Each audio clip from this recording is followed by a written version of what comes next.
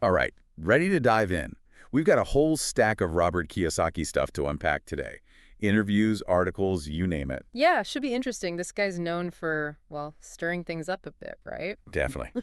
Not one to shy away from a bold statement, which is exactly why we wanted to take a closer look. Exactly. So we're talking financial literacy, wealth building, and even some pretty big predictions about where the economy's headed. And Kiyosaki, author of Rich Dad, Poor Dad, he's got a lot to say about all of that. Oh, yeah. So let's jump right in. One of the first things that really pops out when you look at Kiyosaki's work is his idea of this financial education gap. Mm-hmm. Right from the start, he's pretty critical of the way we traditionally learn about money, or rather, don't learn about money. Yeah, he's got this whole argument that schools just don't prepare people for the real world when it comes to finances. And without that solid foundation of financial literacy, he says, people end up struggling to manage their own money, to understand how the bigger economic picture works. It's like they're playing a game without knowing the rules. Yeah, exactly. And he's got some pretty striking examples to back this up. Oh, yeah, tell me about it. He talks about meeting all these super smart people, PhDs even, Yeah. who are brilliant in their fields. Right, top of their class. But then you ask them about basic financial concepts and they're totally lost. Completely clueless. He even talks about some who rely heavily on these complicated financial statements. But they don't even really understand what they're looking at. Exactly, it's all just numbers on a page. And there's this one anecdote he shares that I think really drives home his point. It's about his own banker. Oh, right. The one where the banker never once asked for his report card. Yeah, never cared about his grades. All he wanted to see was Kiyosaki's financial statement. Because in the real world, that's what matters. At the end of the day, yeah, it's not about your grades. It's about your financial knowledge and the decisions you make with your money. So it really makes you think, doesn't it? About your own experience, I mean. Did you get any kind of formal financial education growing up, or was it more of a learn-as-you-go kind of thing? You know, it's a good question. It's definitely something to reflect on. Kiyosaki's perspective really pushes you to take a look at your own financial literacy journey. Figure out where those gaps might be. Exactly. And that leads us right into one of Kiyosaki's most famous concepts, his assets versus liabilities framework. It's really at the heart of his whole philosophy. Yeah, assets put money in your pocket, liabilities take money out. It sounds simple enough, but the way he applies this idea can be really eye-opening. Totally. He uses rental properties as a classic example of an asset. Right, your tenants are basically paying you every month, generating that positive cash flow. On the flip side, he views things like 401ks as potential liabilities. And this is where he starts to ruffle some feathers. Because 401ks are designed for retirement savings, right? Yeah, they're supposed to be this safe bet. But Kiyosaki argues that all those fees and taxes, they can really eat into your savings over time. So it's not as much of a guaranteed win as people think. And then, of course, there's his most controversial statement of all, the one that always gets people talking. Oh, you mean your house is not an asset? That's the one. I can see why that would cause some debate. I mean, owning a home is supposed to be the American dream. Right. It's what everyone strives for. But Kiyosaki, he's all about analyzing cash flow. And while your house might increase in value over time, there's also all those expenses that go along with it. The mortgage payments, property taxes, the constant upkeep, unexpected repairs. Exactly. It's not always generating positive cash flow, and that's his main focus. So it's not that home ownership is bad, it's just about looking at it through a different lens. Yeah, through the lens of cash flow. It's interesting to think about your own financial picture, Yeah. What would you say your biggest assets are right now? What about your biggest liabilities? Does Kiyosaki's framework change how you view those things at all? It's definitely a good exercise, a way to get you thinking about your finances in a new way. Now, get ready for this one, because Kiyosaki's view on debt might just blow your mind. Oh, this should be good.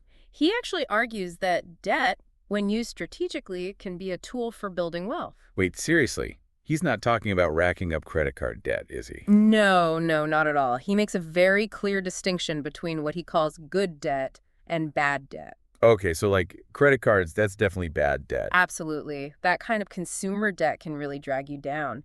But he believes that using debt to acquire income-producing assets, that's a different story. Like, say, taking out a loan to buy a rental property. Exactly. He argues that can actually accelerate your path to wealth. I mean, he's got a pretty bold example to back that up. Oh, yeah. He talks about borrowing, get this, $300 million during the 2008 financial crash. $300 million. What was he thinking? He was buying real estate at bargain prices because everyone else was panicking. It was Mhm. a high risk, high reward move, and it obviously paid off big time for him. But that's definitely not something the average person should try at home. No, definitely not. It requires a deep understanding of the market and a well thought out strategy.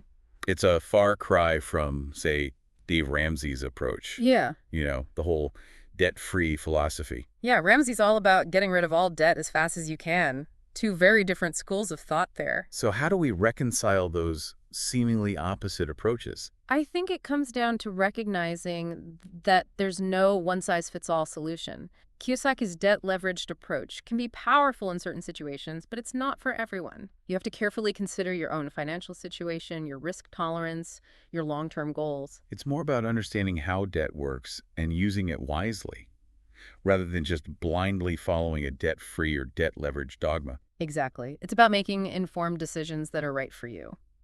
And speaking of bold claims, Kiyosaki has some pretty strong opinions about the overall economic landscape.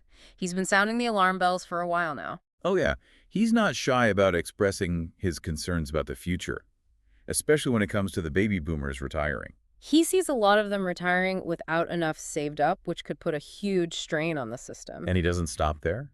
He views the U.S. economy as being dangerously dependent on borrowing. Like we're building a house of cards. And if that flow of money were to stop, he predicts a potential collapse. He even uses this analogy of the economy being like Noah's Ark going down when the money printing stops. Pretty dramatic, right? It is. But it's important to analyze these claims objectively. Are his concerns valid? What does history tell us? Are there parallels we can draw on to either support or challenge his views? Those are all great questions. And that's where your expertise comes in. Well, there's no denying that an aging population and a growing national debt, those are serious challenges. History shows us that excessive borrowing and reckless money printing can definitely destabilize economies. Right, we've seen that happen before. But on the other hand, the U.S. economy is also incredibly resilient and adaptable. We've weathered a lot of storms. There are mechanisms in place to mitigate risks. So it's not necessarily all doom and gloom. Not necessarily, but vigilance is key. Making informed decisions is crucial. So it's not just about understanding the numbers and the economic indicators. It's also about having the emotional intelligence to navigate all the uncertainty. You got it. And that brings us to another one of Kiyosaki's big ideas, the connection between financial success and emotional intelligence. He's a big believer that EQ is just as important as financial IQ. Absolutely. Being able to control your emotions, especially fear and greed, that can make all the difference when it comes to making decisions about your money. Couldn't agree more. And Kiyosaki even goes so far as to say that traditional education, with all its emphasis on grades and avoiding mistakes, that can actually hinder the development of emotional intelligence. Interesting point. He contrasts that with his own experience as a Marine in Vietnam. Where the stakes were a lot higher. Oh yeah, making a mistake there could have far more serious consequences. He says that kind of high-pressure environment forced him to develop a level of emotional resilience and discipline that many people just don't have. So how do we bridge that gap? How can we develop that kind of emotional intelligence? It starts with self-awareness. Understanding your own emotional triggers, how you react under pressure, what biases might be clouding your judgment. Right, being aware of those things. Exactly. Practices like mindfulness, journaling, even talking to a therapist or coach, those can all be helpful tools for developing that crucial self-awareness. And Kiyosaki also talks a lot about having a strong why. Yes. Having a clear purpose behind your financial goals, that can help you stay focused and motivated even when things get tough. Whether you're saving for a dream home, investing in your kids' education, building a business. Whatever it is, that sense of purpose can be like an anchor, helping you weather the storms that inevitably come with any financial journey. Love that analogy. Now, we can't talk about Kiyosaki without addressing his critiques of the current economic system. He's been pretty vocal about what he sees as the dangers of all this money printing and the rising national debt. Oh, yeah. He's been sounding the alarm on that for a while. He argues that it's creating this false sense of prosperity, inflating asset bubbles that are bound to burst sooner or later. Remember that whole Noah's Ark going down analogy? Yeah. He's not mincing words. So how do we find that balance? How do we stay informed and make smart decisions without letting fear paralyze us? It's about diversification, both in your investments and in your sources of information. Don't put all your eggs in one basket, and don't rely on just one perspective to inform your decisions. Kiyosaki even cautions against blindly trusting financial advisors, especially those who might be pushing certain products just to make a commission. He encourages people to be more skeptical, to take ownership of their own financial education. Do your research. Ask questions. Exactly. It's your money, after all. You need to understand where it's going and why. Don't be afraid to get a second opinion if something doesn't feel right. And one thing that really struck me was Kiyosaki's focus on financial education for the next generation.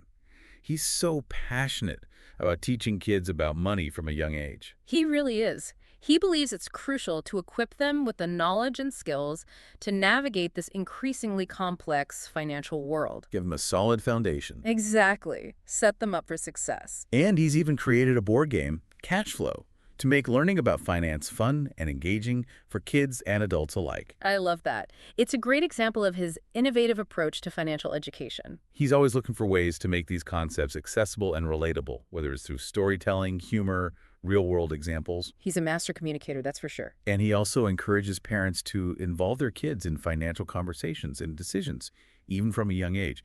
Give them allowances, let them make small investments, even encourage them to start their own little businesses. Give them those hands-on learning opportunities. Let them make mistakes and learn from them. Help them develop a healthy relationship with money from the start. Exactly. Now, let's dive into one of the most controversial aspects of Kiyosaki's philosophy, his view on debt. He doesn't buy into the conventional wisdom that all debt is bad. Right. He actually advocates for using debt strategically to build wealth. But he's careful to differentiate between what he calls good debt and bad debt. Yeah, that's a key distinction. Like credit card debt, that's definitely bad debt. Absolutely. But he argues that debt used to acquire income-producing assets like rental properties or businesses, that can actually be a powerful tool. He often points to his own real estate investments as examples of how that strategy can work. And remember, he even talks about borrowing millions of dollars to buy properties during the 2008 crash when everyone else was afraid to invest. That was a bold move. It was, and it paid off big time for him. But it also highlights the importance of understanding leverage and using it wisely. It's not a strategy for everyone. You need a solid financial foundation, a clear understanding of the risks, and a well-defined exit strategy. And probably some expert guidance too. Definitely. Now, another one of Kiyosaki's statements that tends to raise eyebrows is his assertion that your house is not an asset. Oh yeah, that one always sparks debate. It goes against everything we're taught about homeownership. He clarifies his position by explaining that while a house can appreciate in value over time, it's also a major liability.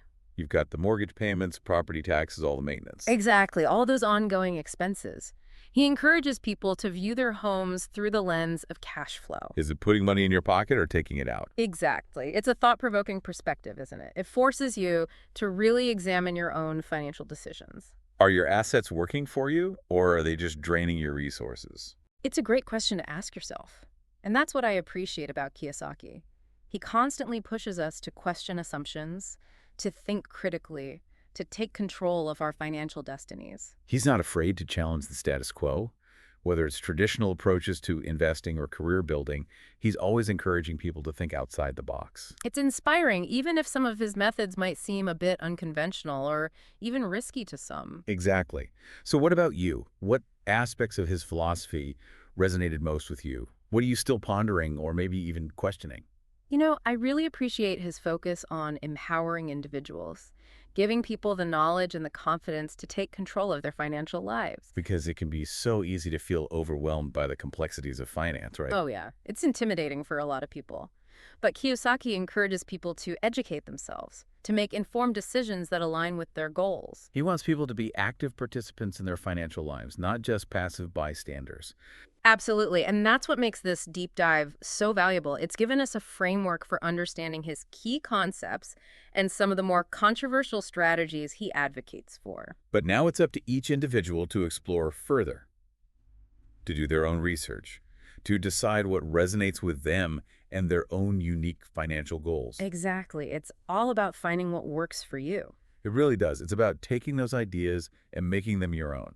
And one of the things that Kiyosaki keeps coming back to is this idea of emotional intelligence, EQ. Yeah, he's a firm believer that EQ is just as important as your financial knowledge, maybe even more so when it comes to building wealth. He's got this whole argument that traditional education can actually hinder the development of emotional intelligence. Interesting. How so? Well, he says it's because of the emphasis on grades, on avoiding mistakes at all costs, getting that perfect A. Right, right. Play it safe, don't take any risks. And he contrasts that with his time as a Marine, where the stakes were obviously much higher. Oh yeah, making a mistake in combat, that's a whole different ballgame. Exactly. He says that experience forced him to develop this incredible emotional resilience, this discipline that a lot of people just don't have. So how do we bridge that gap? How do we cultivate that kind of emotional intelligence that he's talking about? Well, he said it starts with self-awareness, really understanding your own emotional triggers, how you react under pressure, what biases might be influencing your decisions. So it's about knowing yourself, your strengths, your weaknesses. Exactly. And practices like mindfulness, journaling, even talking to a therapist or a coach, those can all be really helpful in developing that self-awareness. Makes sense. It's like anything else. The more you understand yourself, the better equipped you are to handle whatever challenges come your way. And Kiyosaki also talks about the importance of having a strong why, a clear purpose driving your financial goals. Yeah, that makes a big difference. Whether you're saving for a down payment on a house, investing in your kids' education, building a business. Having that strong why can really help you stay focused and motivated, especially when you hit those inevitable bumps in the road. It's like that sense of purpose becomes your anchor. I love that analogy. It helps you weather those financial storms. Speaking of storms, we've got to talk about Kiyosaki's critiques of the current economic system. He's been pretty vocal about what he sees as the dangers of all this money printing and the rising national debt. Oh yeah, he's been sounding the alarm on that for a while now. He argues that it's creating this artificial bubble, this false sense of prosperity. And eventually, that bubble's going to burst. Remember that whole Noah's Ark going down analogy? Yeah, he's not exactly sugarcoating it. So how do we navigate that? How do we stay informed and make smart decisions without getting caught up in all the fear and hype? I think it comes down to a few things. Diversification is key, both in terms of your investments and your sources of information. Don't put all your eggs in one basket. Exactly. And don't rely on just one perspective to guide your decisions. Do your own research, read different viewpoints, talk to people you trust. Kiyosaki even warns against blindly trusting financial advisors, especially those who might be more interested in selling you a product than actually helping you. He encourages people to be skeptical, to really take control of their own financial education. Ask questions, challenge assumptions. It's your money, after all. You have the right to understand where it's going and why. And one thing that really impressed me was Kiyosaki's emphasis on financial education for kids.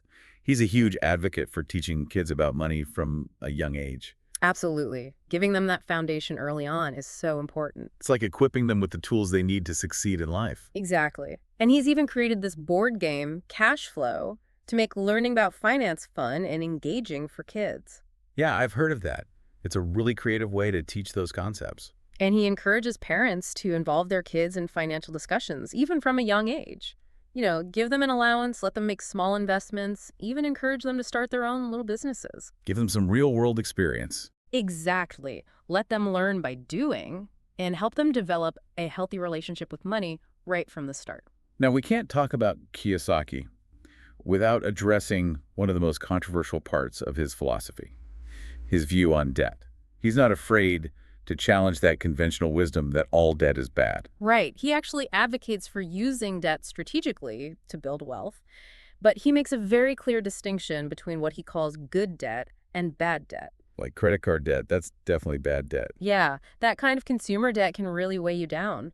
But he argues that debt used to acquire income-producing assets like rental properties or businesses, that could actually be a powerful tool. He often points to his own real estate investments as examples of how that strategy can work. And remember, he even talks about borrowing millions of dollars to buy properties during the 2008 crash when everyone else was panicking. That was a risky move for sure, but it obviously paid off for him. It did. But it also underscores the importance of really understanding how leverage works and using it wisely. It's not a strategy for the faint of heart. You need to have a solid financial foundation, a clear understanding of the risks involved, and a well-defined exit strategy. And probably some expert guidance along the way. Definitely. Now, another one of Kiyosaki's statements that tends to raise eyebrows is his claim that your house is not an asset. Yeah, that one always sparks debate. It goes against everything we're taught about the American dream, about owning a home. He clarifies his position by saying that while a house can appreciate in value over time, it's also a significant liability. You got the mortgage payments, property taxes, all the maintenance and repairs. Exactly, all those ongoing expenses. He encourages people to view their homes through the lens of cash flow. Is it putting money in your pocket or is it taking money out? Exactly, it's a different way of looking at things. It really is. And that's what I find so thought-provoking about Kiyosaki. He forces us to question assumptions, to think critically, to really take control of our financial destinies. He's not afraid to challenge the status quo, whether it's traditional approaches to investing, career building, or even the idea of home ownership. He's always encouraging people to think outside the box, to find what works for them. And I think that's a really empowering message. It's about taking ownership of your financial life, not just blindly following the crowd. So what about you? What aspects of Kiyosaki's philosophy resonated most with you? What are you still pondering? Or maybe even questioning? You know, I really appreciate his focus on financial education, especially for kids. I think that's so crucial. Giving them that foundation early on can make such a big difference. And I also admire his entrepreneurial spirit, his willingness to take risks and think outside the box. He's definitely not afraid to challenge conventional wisdom. And that can be really inspiring, even if you don't agree with everything he says. Exactly. It's about taking those ideas and using them as a springboard to develop your own financial strategy, one that's tailored to your individual circumstances and goals. Absolutely. It's about finding what works for you. Yeah, it's all about taking those pieces and figuring out how they fit into your own life. Exactly. And I think one of the things Kiyosaki does really well is he emphasizes the importance of having mentors, having people you can learn from. Oh, absolutely. Ah. He talks a lot about the impact his mentors had on him, especially the two figures he calls his rich dad and poor dad. Right. Those two contrasting perspectives, they really shaped his whole philosophy. Yeah, one representing kind of a more traditional approach to money, the other showing him a different way. It highlights how important it is to have people in your life who can offer guidance, who can challenge your thinking, who can help you stay focused on your goals. For sure. And it doesn't stop there. Kiyosaki's also a big believer in giving back, using your financial success to make a positive impact on the world. Yeah, philanthropy is a big part of his message. He sees it as an integral part of true success. It's not just about accumulating wealth, it's about using that wealth to make a difference, Yeah. creating a legacy that extends beyond yourself. Exactly. So as we wrap up this deep dive into Kiyosaki's world, I'm curious, what really resonated with you? What are you still thinking about, maybe even questioning? For me, it's that whole idea of challenging conventional wisdom, thinking outside the box. He's not afraid to question the status quo, whether it's traditional investing, career paths, you name it. It's pretty inspiring. Even if some of his methods might seem a little unorthodox, maybe even risky to some. What about you? What stood out? You know, I think what I appreciate most is his focus on empowering individuals, giving people the knowledge and the tools they need to take control of their own financial lives. It's so easy to feel overwhelmed by all the complexities of finance, but Kiyosaki really encourages people to educate themselves, to make their own decisions. He wants people to be in the driver's seat, not just along for the ride. Exactly. And that's why I think this deep dive has been so valuable. It's given us a framework for understanding Kiyosaki's core ideas, even the more controversial ones. But now it's up to each of us to take it from here, to do our own research, to figure out what resonates with us, and ultimately to make our own choices. It's about finding what works for you, for your unique situation and your goals. Couldn't agree more. So there you have it, our deep dive into the world of Robert Kiyosaki. We've covered a lot of ground, from his unconventional investing strategies to the importance of emotional intelligence to his critiques of the traditional financial system. It's been quite a journey. It has. And while his approach might not be for everyone, there's no denying that Kiyosaki offers a unique perspective, one that challenges us to think differently about money and about success. He encourages us to question assumptions, to take control of our financial lives, and ultimately to create a more secure and fulfilling future for ourselves and for generations to come. And that's a message worth considering, no matter where you are on your financial journey. Absolutely. So keep learning, keep exploring, and keep striving to build the financial future you envision. Thanks for joining us on this deep dive. We'll see you next time.